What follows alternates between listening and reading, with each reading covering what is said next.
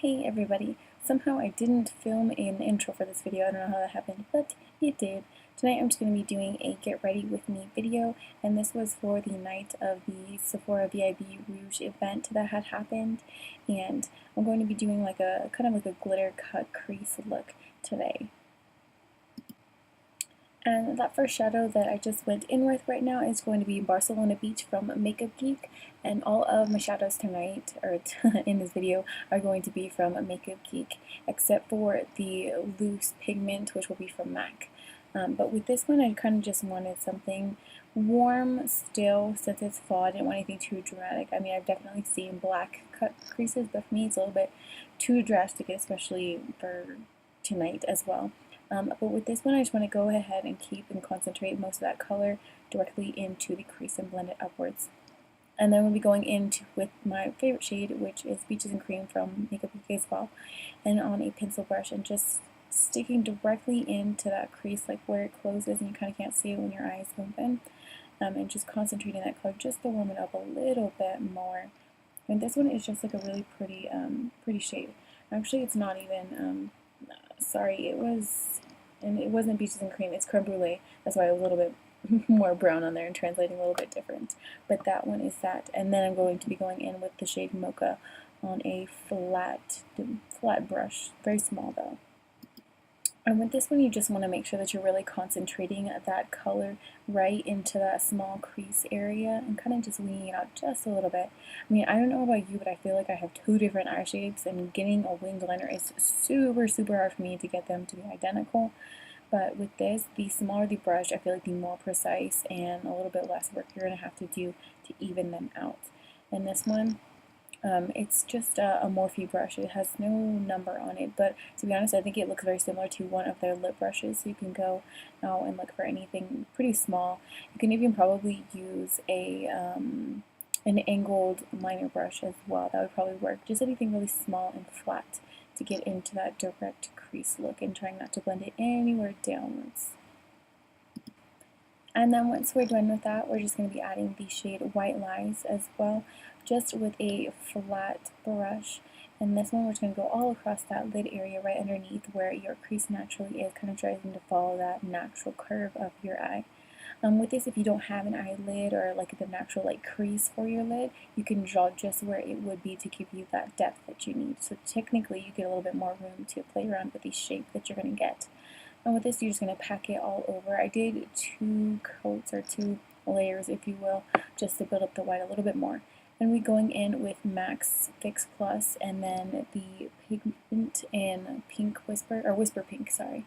And then I'm going to be going and just spraying that brush twice just to coat it and getting off any excess of the Fix Plus on a dry napkin. I'm just going to go ahead and pat that all over both lids right where you have the White Lies shadow. This is actually a part of the heirloom mix, I believe, from MAC's holiday collection for this year, and it's like a little set. I think there's like 4 different sets of the pigments that you can pick up. I got 2 of them, but this is from I believe it was like the pinks and roses. I don't know, it's super pretty. I've seen people use this Whisper Pink before, but it's just kind of like a really pretty champagne with like a slight rosy undertone. And then now I'll be going in with that shade Barcelona Beach. Sorry, not Barcelona Beach, goodness gracious. I'll be going in with Peach Smoothie and blending that all over. Instead of highlighting, I'm just going to kind of open up that upper highlight area because it's pretty close to my natural skin tone. And then I'm just going to go ahead and blend a little bit of that cut crease so there's no harsh lines after the pigment has dried, and kind of just blend those two together so it's more of like a seamless transition. Now I'm going to be going in for my normal makeup, and I'm going to be using my Ride or Die SPF, which is my Chanel Vita Lumiere. Sorry, it's the UV Essential, and then I use the 50 plus only because, hey, if you can get 50, why not? And then next I'm just going to be going in with my favorite primer, and it is the Benefit Pore Professional, and just putting that right where I have like larger pores and tend to get a little bit more oily throughout the day, and this definitely does help to cut that down a lot. I know that some people don't like that silicone-y feeling of some primers, but with this one, I feel like that consistency goes directly into helping mattify you throughout the day. And then my favorite foundation of life, which is my Fighting Lumiere Aqua from Chanel as well. I use the shade B20. This one is amazing. I'd say it's light to medium coverage, but it is buildable. But this one is just great. Whenever my skin is freaking out and it's just not having it, I always go back to this. To be honest, I'm kind of leery of trying other ones because I'll break out unless I use it just like once or twice here and there. But this is the most amazing foundation ever, and it has like this really pretty scent to it as well, and it is really nice and moisturizing. Even though I don't have dry skin, I feel like it balances my skin perfectly. Then I just go ahead and blend that all over. And then, as I normally do, I have a little bit of hyperpigmentation on my cheeks, and so I go ahead and just dab a little bit extra. Oh, and I'm singing because Taylor Swift's song came on, and you know I'm about that life, and Taylor Swift, and I'm all about it. It's so good. If you have not heard that album yet, go and get it because it is obviously amazing, and I look way more funny singing in fast motion. But I'm just gonna be going in with the Maybelline Angel Wine. It's in the shade Brightening, so it's like the pinky one. I'm just going to go ahead with my beauty blender. I never seem to manage to get to the bathroom to get this thing damp. I mean, I only use it for my concealer, so I don't think it's that big of a deal. And I never put too much concealer on, so it doesn't have anything extra to absorb. It does look pretty light here, but once I put the bronzer and everything else on, it balances itself out. And goodness gracious, that song is great. I wish I could play it on here for you. I'm just going to be going in with the Anastasia Contour Kit and using the shade Banana just to set that concealer.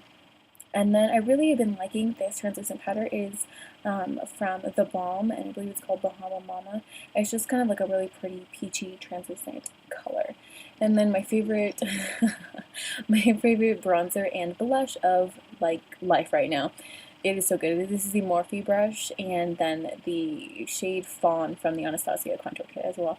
And I kind of just do that half C, but I really focus on just making that a straight line. It does come off pretty dark when you're first putting it on, but after you're all done with the look and everything, it's blended out. It is just the most amazing for drawing a really, really precise contour for you.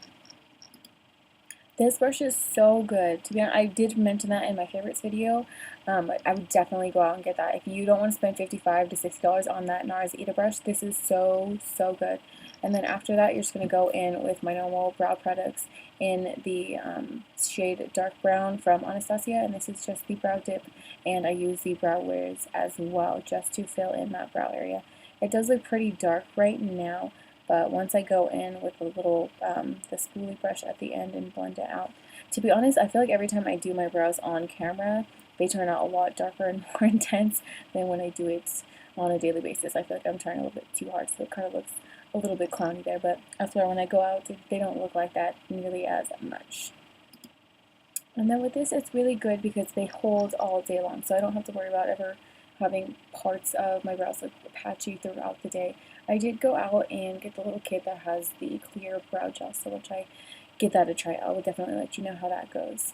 But this, I feel like this is the Chanel tutorial. I probably should have just used my Chanel everything in this whole thing. Maybe I will do that, a Chanel inspired entire video. I will so get on it. But this is just the Le Volume mascara, and this stuff is so good. It just really adds drama and volume and length and pretty much everything you could ever want in a mascara. It just does it, and I always go in and do 2 coats. I do obviously use it for the bottom lashes as well, but then after that I'm going to go in and just use the Hourglass. It's the blush kit that came out this holiday season, and I'm just going to be using that more brown shade. I can't remember the name at this very moment, but it's the only one that's kind of like a brownie tinge in that. And the same thing with the Morphe brush. Just go ahead and focus that right on top of that bronzer area, just so you can keep the inner apples of your cheeks clear where your highlight is. And then literally, I've had this for a while, but I've just finally discovered how to just do it right because I got a better brush. And it is the Gerard Cosmetics BB Plus, and it is a liquid. And mind you, be super careful because I've had so many squirts come out all over the place, but it is so good. Literally, it's just amazing. This brush, I feel like totally made it, and which is why I use this pretty much religiously every day with that new Gerard Cosmetics one. It is so good. I do a little bit there on the Cupid's bow as well, and then with that, it just gives you a very, very natural kind of like glow within highlight, which is my type of highlight any day. Now I'm going to be going in, fixing my hair. Oh, yep, there we go. I'm just using my flat iron from Numi. It is the, I actually can't remember what that one's called either, but I will link that below as well. But I died. That color is so pretty. That purple is so nice. I know I have like a super weird way of doing my hair, but this is actually how I straighten it on a normal basis. And then once you finish that first side, I just basically flip everything on to the opposite side and go ahead and do the exact same thing. I really have to focus on the hairline for myself because I get these like weird little baby hairs and they're super duper annoying. I know that my hair looks kind of dirty right here and I don't know how that happened because I swear it wasn't that dirty, but apparently I should have used some dry shampoo. With this, the iron is super good. It heats up super fast and the color is just like, come on now, it's bright and it's purple and it's just gorgeous.